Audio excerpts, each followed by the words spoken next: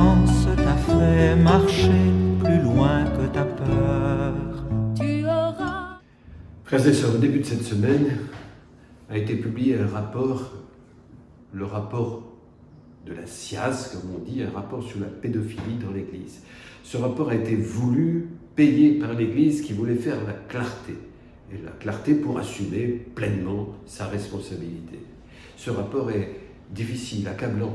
Alors, il dit principalement que entre les années 50 et 2020, 1950-2020, 216 000 enfants ont été abusés par des prêtres. C'est insupportable. 216 000, le chiffre est énorme et peut nous faire peur, mais ce qui devrait nous faire encore plus peur, c'est de prendre conscience que c'est 216 000 cas différents, 216 000 histoires qui ont été brisées les unes après les autres.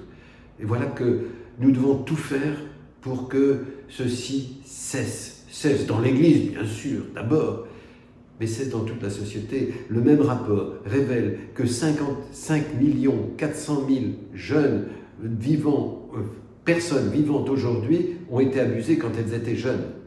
C'est insupportable. Il nous faut donc prendre toute la mesure de la chose et essayer ensemble d'avancer.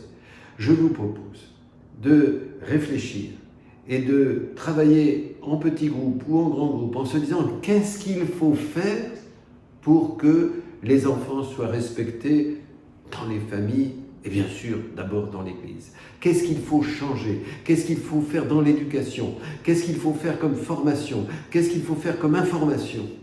Oui, il est temps de travailler ensemble pour que ce qui est en train de se révéler soit complètement éradiqué, supprimé.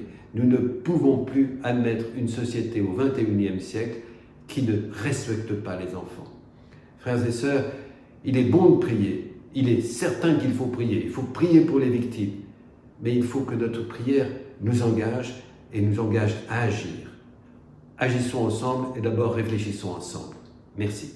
Les yeux levés.